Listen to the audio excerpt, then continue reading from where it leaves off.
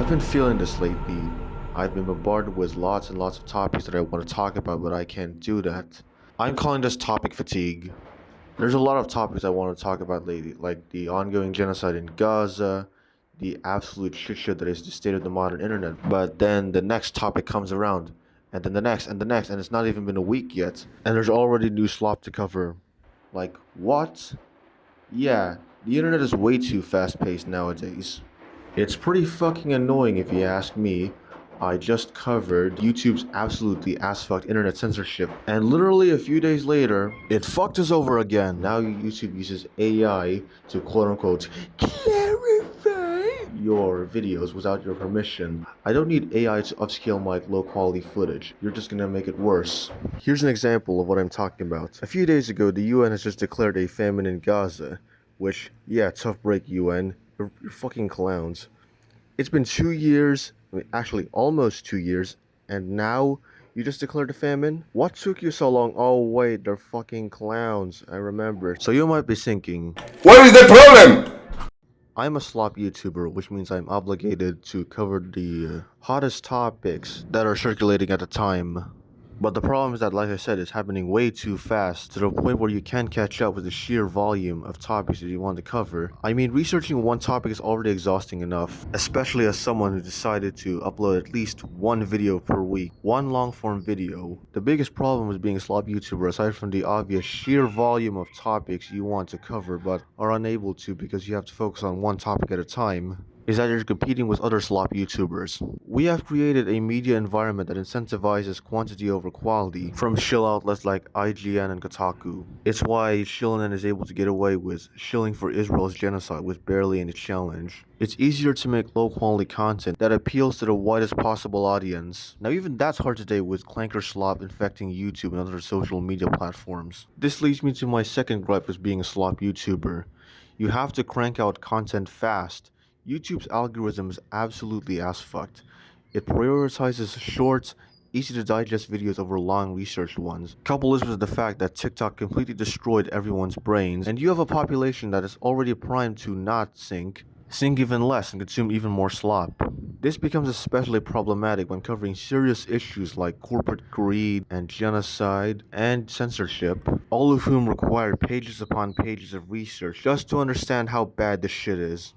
And add to the fact that social media is known to censor certain topics like LGBTQ and, like I said, for the nth time, the Gaza genocide, via methods like demonetization, shadow banning, and blatant abuse of its own terms of service. I remember posting a pro-Palestine shitpost, and literally the next day, it got taken down because hate speech. No, YouTube, making fun of Israeli genociders is not hate speech. Oh, wait a second, we live in a snowflake society. Of course it's gonna happen. I forgot that YouTube really cares about the fragile little fifis of both Zionists and their advertisers. There's another problem with being a slop YouTuber. Bigotry. I'm specifically talking about trans people here.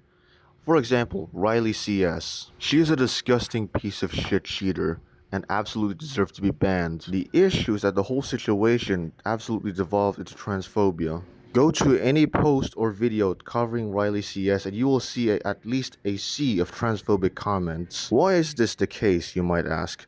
We live in the middle of an anti-trans moral panic.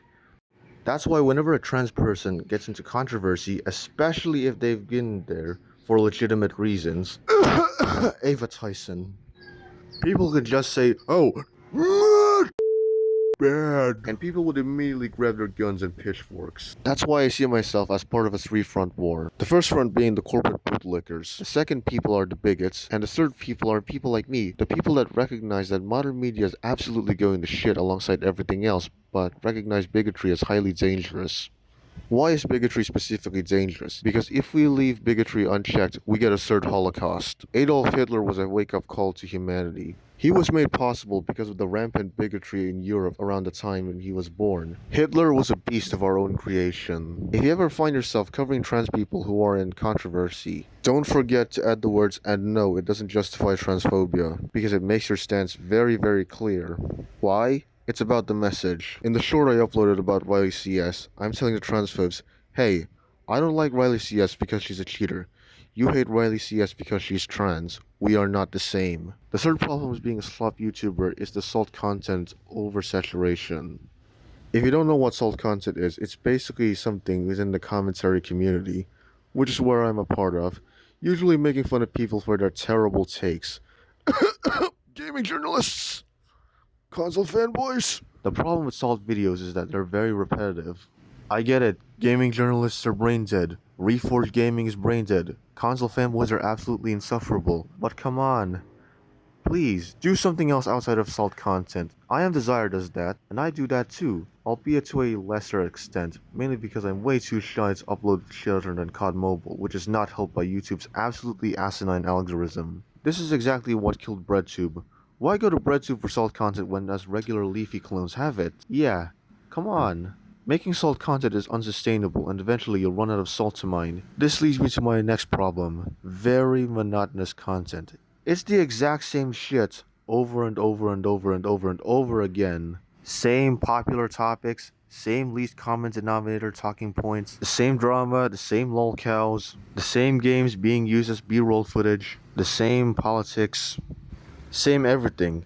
We're called leafy clones for a reason. Granted, I'm much more original, being the fact that I use the 21:9 aspect ratio and the left-wing politics and, I don't know, COD mobile gameplay you see in the background, and not much else, and I'm bored because of it. I'm tired of having to follow the constant micro-trends that my fellow slop YouTubers have to follow. To keep my channel afloat, I want to do more original content, but YouTube keeps incentivizing these videos. I don't have much else to say, so, peace!